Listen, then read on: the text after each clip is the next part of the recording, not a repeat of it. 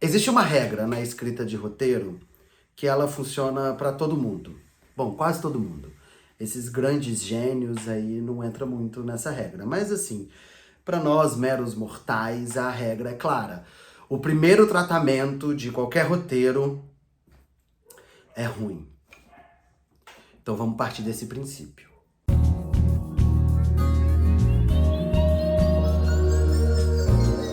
Meu nome é Renan Amaral, eu sou escritor, roteirista, diretor, sócio fundador da G-Master Filmes.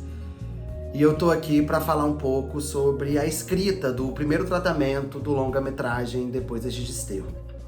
Esse projeto ele foi contemplado no Laboratório de Desenvolvimento do Edital do Funcultura, através da Secretaria de Cultura do Estado do Espírito Santo. Esse é o terceiro vídeo que a gente está fazendo em relação a esse projeto e todo o desenvolvimento dele. O primeiro vídeo foi sobre pesquisa, o segundo foi sobre a escaleta. Você pode conferir tudo isso aí no perfil. Antes de qualquer coisa, o que seria o primeiro tratamento? É efetivamente a primeira escrita do roteiro completo. Quando a gente fala roteiro completo, a gente está dizendo com todas as suas cenas, com todas as descrições de ações, com todos os diálogos, com todas as apresentações de personagem quando eles entram em cena pela primeira vez. E tudo isso dentro do formato Master Scenes, que é o formato de roteiro audiovisual. Bom, e aí a gente teve a nossa reunião com o consultor e com a nossa historiadora sobre a escaleta do roteiro. Vimos todas as mudanças que precisavam ser feitas para a história fazer sentido e que a cadeia de ação e consequência tivesse orgânica e que não houvesse furo nas histórias. Então tudo isso a gente fez a partir da reunião. Foi a partir dessa reunião que eu e a outra roteirista desse projeto, a Roberta Saboia, a gente voltou a se reunir, reuniões longuíssimas de debate para poder encontrar e resolver todos os problemas que foram pontuados e todas as questões. A gente acertou todas essas informações que foram passadas pra gente e aí chegou a hora de efetivamente sentar e desenvolver exatamente o roteiro e fazer, abrir cena, botar diálogo e todas essas coisas. Bom, a gente tinha ali um bocado de cena e a gente, num primeiro momento, a gente resolveu dividir essas cenas. Do início até o meio, a gente dividiu pela metade. Então a Roberta ficou com essa primeira metade para ela desenvolver sozinha, eu fiquei com a segunda metade para poder desenvolver sozinho. Estipulamos prazos dentro do cronograma que foi proposto. A partir daí, cada um escreveu as suas cenas. A gente marcou uma nova reunião, sentamos e lemos juntos, cada um lendo a sua cena para o outro. Esse é um processo interessante, assim, ler o roteiro em voz alta, porque você começa principalmente nas falas, você começa a ver o que tá funcionando e o que não tá funcionando, o que tá uma escrita que não cabe muito na boca. A gente não fala assim. Então, ler em voz alta, ainda mais com alguém, né, uma outra pessoa, isso é muito interessante, porque quando a gente escreve, ou pelo menos eu sou assim, eu tenho uma voz na minha cabeça que tá lendo aquilo, né? E mesmo que se eu pegar pra eu mesmo ler em voz alta, eu vou pouco usar essa voz que tá na minha cabeça. Quando a gente fez esse momento onde a gente fez essa reunião e nós dois lemos a cena um do outro em voz alta, cada um fazia um personagem e tal, você começa a ouvir o seu texto na boca de outra pessoa. Essa pessoa, ela não tá com a mesma voz, né? Ela não tá com o mesmo jeito de falar, ou com a mesma velocidade, ou com a mesma entonação, ou com a mesma intenção. É claro que aqui a gente não é ator, e eu não tô nem falando que temos que ser atores, não é isso. Mas só o fato de ler em voz alta, isso já faz você ver como essas palavras, elas são ditas, assim, e se tá fazendo sentido ou não. Isso é uma coisa. Outra coisa é o que um personagem falaria, o jeito dele falar, as palavras que ele usa, os trejeitos que ele tem. Isso daí é um outro momento em que você realmente tem que ter essa propriedade de quem é o personagem para que você consiga construir isso e quando entregar na mão de um ator, ele vai trazer e dar vida para tudo isso, entendeu? Essa leitura em voz alta é mais pra gente ver as palavras, porque tem às vezes escrevendo, você acha que, pô, isso aqui tá bonito, escrito, mas quando vai ler e você vai ter alguém falando, dá um ruído, não funciona. Então esse processo foi muito rico, assim, ouvir outra pessoa lendo naquilo que você escreveu, e aí as mudanças, elas automaticamente já iam acontecendo um pouco nessa leitura. Fizemos essa leitura, palpitamos um nas cenas do outro, e aí debatemos uma coisa ali, outra aqui, e resolvemos trocar. Então, as cenas que a Roberta escreveu vieram pra mim, as cenas que eu escrevi foram pra Roberta.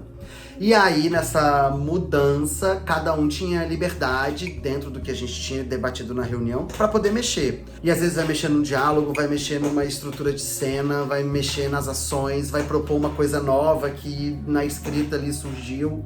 Liberdade criativa. Esse foi o compromisso que a gente fez na nossa sala de roteiro. Cada um vai encontrar o seu modelo de sala e como essa parceria funcionaria. E aí, de novo nos reunimos, e aí lemos de novo com todas as mudanças, palpitamos todas essas questões. E aí o plano era, para a segunda metade do filme, fazer um pouco desse mesmo jeito. Porém, com todas essas leituras e reescritas, o que tinha na escaleta, quando foi pro primeiro tratamento, já mudou um pouco. Quando a gente começa a abrir cena, automaticamente vai mudando uma coisa ou outra. E aí, nesse monte de reescrita e leitura, outras coisas mudaram, que daí tava lá na escaleta de uma maneira que precisava mudar. Então a gente optou pela segunda metade dessa escrita, a gente escrever efetivamente juntos. Então a gente tinha o roteiro até a metade, e essa metade final, a gente começou a se reunir e escrever junto esse roteiro. Então a gente teve dois processos completamente diferentes na escrita do roteiro, ambos com pontos positivos e pontos negativos, né?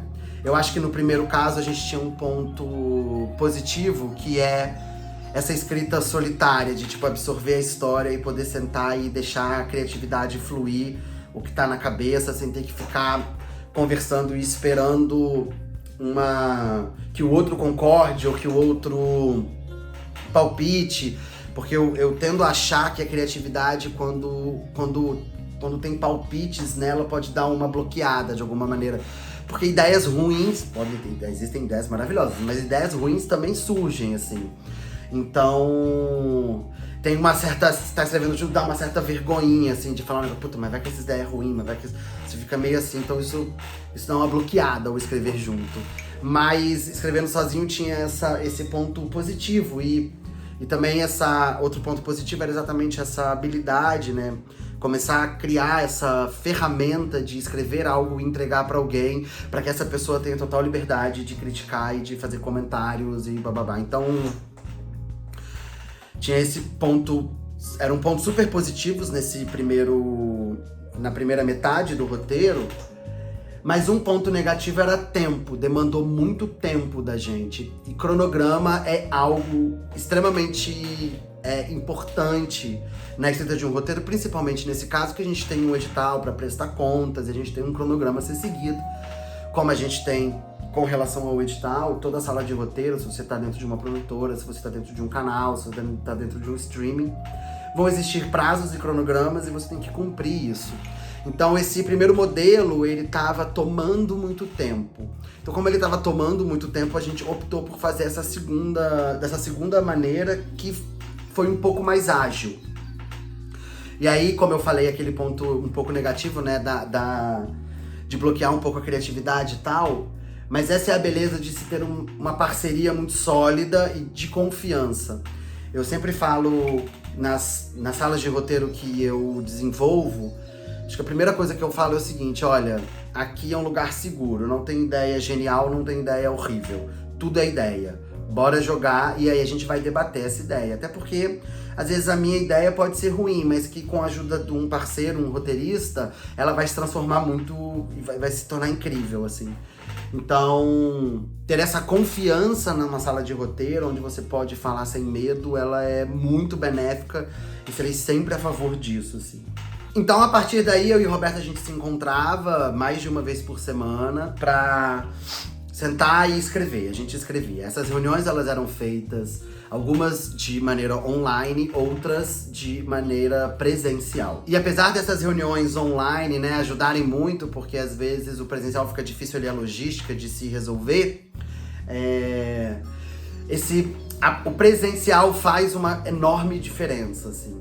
Então, uma coisa que eu percebi nessas reuniões que a gente tinha era que quando a gente estava online, claro, a gente agilizava, tinha ali uma troca muito boa, possibilitava manter, né, uma escrita continuamente, assim. Mas quando a gente estava junto, efetivamente, era muito incrível, da gente meio que virava ator, assim, né? Tipo, total também sem medo, assim, não bons atores. Mas a gente virava ator, então a gente às vezes fazia um diálogo com entonação pra poder ver se tava funcionando aquela dinâmica. E tinha umas coisas que eram ótimas, que às vezes você precisa descrever em ação, né? Precisa criar imagens de ações que acontecem que não tá na boca do personagem. E aí a gente meio que encenava aquela ação pra daí botar no papel. E a gente fala, não, tá vendo? Então escreve aí, faz assim, assim, assim. Então cada descrição de ação que às vezes parecia muito complexo, o presencial ajudava mesmo, tipo, nessa encenação, assim, em que a gente fazia pra que daí você fala, ah, tá, agora entendemos a ação, bora botar isso no papel. E aí ficava mais fácil a escrita. Então essa diferença, apesar do online ajudar muito, e sou extremamente a favor, até mesmo pra descentralização do mercado, né, sair desse eixo Rio-São Paulo, você tem gente aí do Brasil inteiro que pode estar em salas de roteiro pra escrever. Mas o presencial realmente deu uma enriquecida e foi muito legal, assim, compartilhar isso com a Roberta na escrita dessas cenas.